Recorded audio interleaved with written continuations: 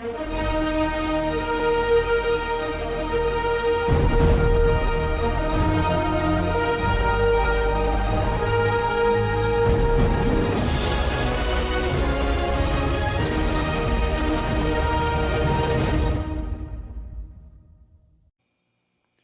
to UCF Uncut. We have a breaking news update today.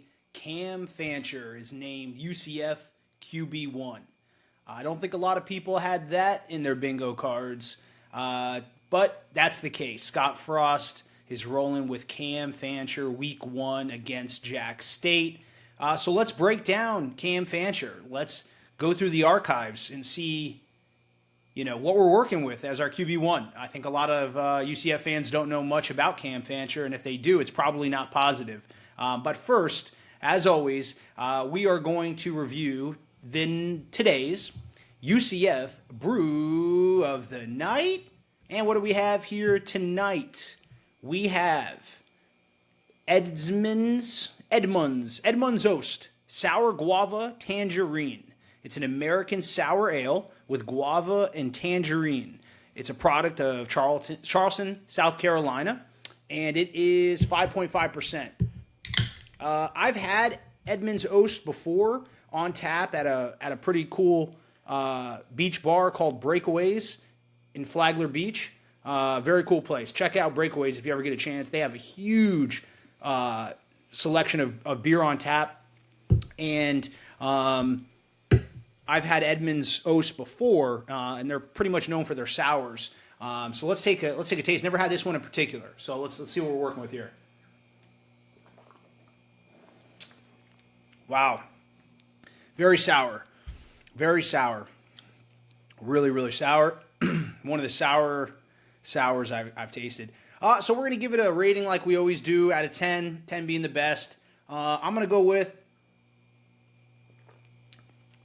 7.9 out of 10 for the Edmund's Oast Sour Guava Tangerine Sour. Got this at Publix. You can pick them up at certain Publixes and check it out if you're interested. So it's all right. All right. Now we are talking Cam Fancher. Wow. Didn't expect this to happen. I'll be the first one to admit it. I had Jackson as the starter. I was very confident in that, and boy, was I wrong, and I'm the first to admit it. Now, hopefully we didn't pay too much to get Jackson in the portal if he is getting beat out by journeyman Cam Fancher and Ja'Cory Brown being beaten out as well. If you told me pick between the three, like I said, I thought it would have been Jackson, but my second pick would have been Fancher, not Ja'Cory Brown. A couple podcasts ago, I suggested we would move Ja'Cory Brown to receiver to get him the ball more because I think he brings a lot to the table, and we need to get the ball in Ja'Cory Brown's hands more. With that being said, now the news is announced, Cam Fancher's QB1, and boy, Twitter is bringing a lot of heat to the choice, to say the least.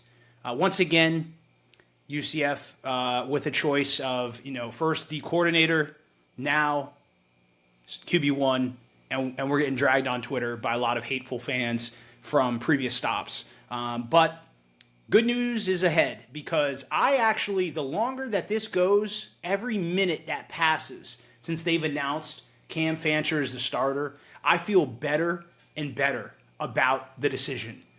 And if you think about it, and you look at quarterbacks that had success in Scott Frost's system, particularly Mackenzie Milton, and you throw on Cam Fancher's tape, I can see a little bit more of the reason of why they went that direction. He seems more consistent as a passer, right? We know Jackson and Brown can run. They're both athletes. Fancher can run too. But his first read, he's looking to pass. He only bails if he has to.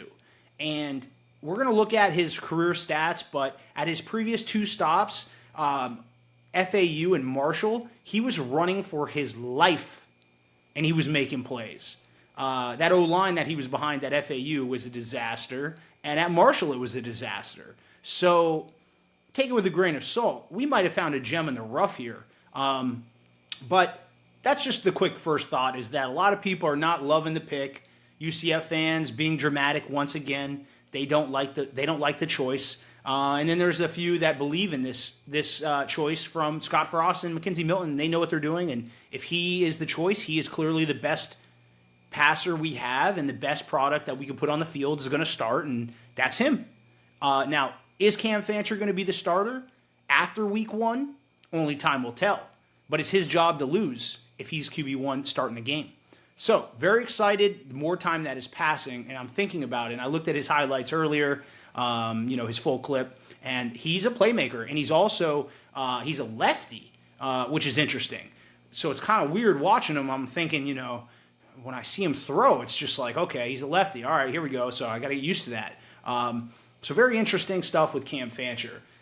So what I think we should take a look at is the first thing, right, everyone wants to talk about on Twitter and just in general, is how many picks he's thrown. Last year, he threw, where is it? Come on now.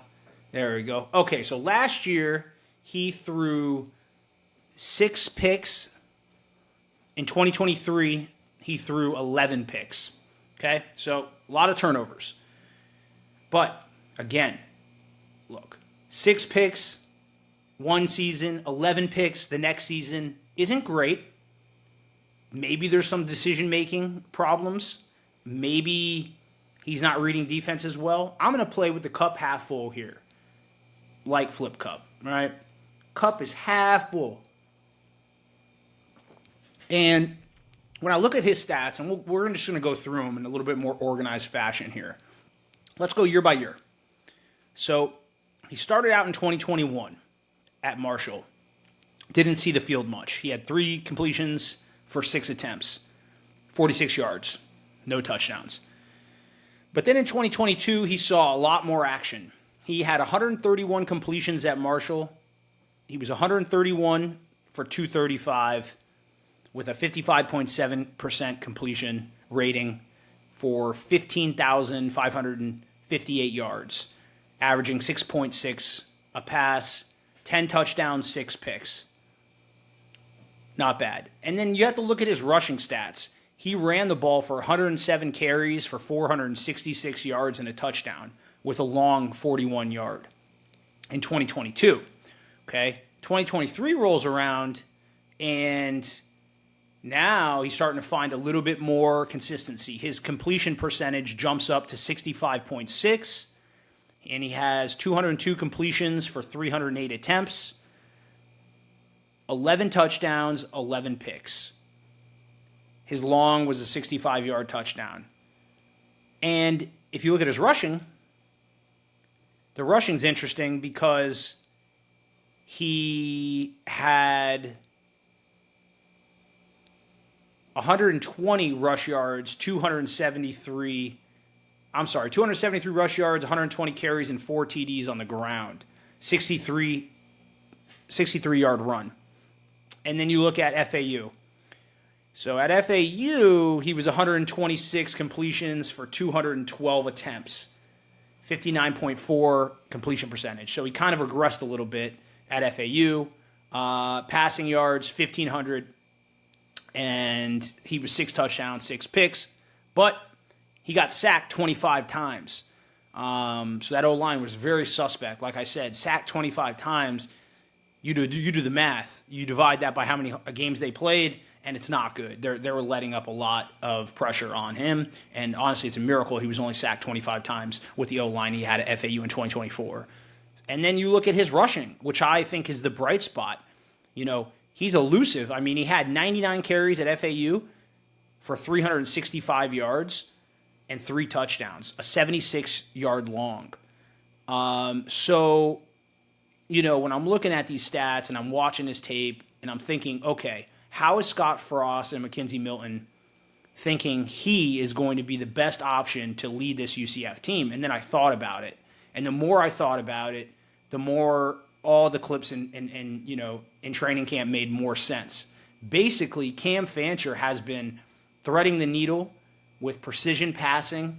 He seems more calm and collected. He has experience. I mean, the guy has thrown for over 1,000 yards 3 years in a row in Division I with terrible offensive lines and possibly incompetent offensive coordinators and very, very poverty programs, basically. FAU is on their way, up, but FAU and Marshall are not known for their quarterback development. The last QB at FAU that I remember was Rusty Smith. If you remember him, he was probably FAU's best quarterback ever. But besides him, I don't know. Yeah, so really what I thought is that, he can run the ball. He's actually really elusive when the pocket breaks down or if he sees a running lane, or maybe it's drawn up for him to run. Cam Fancher has some shake and has some wheels. And he looks like, actually, the more I look at it, he's a baller. And so he can throw the ball first. That's what he's looking to do. It's just to facilitate. Get the ball in the open space. Let us use our speed.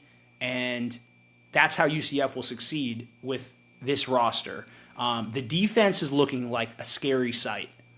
So if the defense can play like we think they can play, like I think they can play, I have UCF going 9-3 this year. That is my prediction. We might even steal a game. We could steal a game on the road against Texas Tech or even Kansas State. If we do that, then we would be 10-2. So we'll see. But overall, I think that this team and this roster, with the scenario of Scott Frost coming back, I love the pickup as the defensive coordinator with Alex Grinch. He had a press conference today. We'll talk a little bit about that. But I think everyone has a chip on their shoulder. I love that they ranked us dead last. I love that Vegas thinks that Jack State's coming into the bounce house and is going to keep it semi-close. The spread now has jumped from 16.5 to 17.5. So is that close? I don't know. There's some Jack State fans on Twitter. I didn't even know they had fans. I'm just kidding. But they're comical. They really think Jack State's going to beat us at home at UCF. So it's comical. But we better show up and bring it to them here. And we're real close. We are very close. We're 7 days out from the Bounce House opener. As of recording this, we're about 7 days out in about an hour and 3 minutes. So let's quickly look at the press conference today from D coordinator Alex Grinch. He basically, when asked about prepping for Jack State, said not to look into too much of the archives when you're looking week one in college football because, it's a completely different coaching staff, it's different players. So to think that they're going to run the same schemes that they ran last year would not be the most best way to prepare this team for week one. And instead, he basically gave a vanilla answer to how they're preparing. But he did say this is what you could expect to see from UCF when they hit the field on the 28th against Jack State. You're going to see effort. Every player playing defense is going to be flying to the ball with max effort, and they're going to be playing physical. And if they're not going to be on the field. So the great news about that is he's basically saying we are going to create more turnovers because we're going to play fast and physical. We all are also going to stay within our own lane. Basically, every player has their own job, and if everybody sticks to their job, this defense is going to work really well. Don't try to be a hero every play, and stay sound and stay true to your lane and your position, and that's where we will be consistently, a really elite defense, which I think this defense could be one of the best defenses in the Big 12. And if that's the case, we should feast against a Jack State team with very little experience and with a new head coach who hasn't coached one college football game before. So I'm very excited about that. And yeah, overall, it's pretty vanilla press conference. I don't expect much at this point. We're 7 days out from the home opener, and they haven't said much all year, which is great. Setting the bar low expectations, and they're going to come out on fire. But just wanted to hit this pod real quick. I'm actually loving this Cam Fancher news the more and more I think about it, and I am pumped for August 28th. All right, Knit Nation, talk to you soon.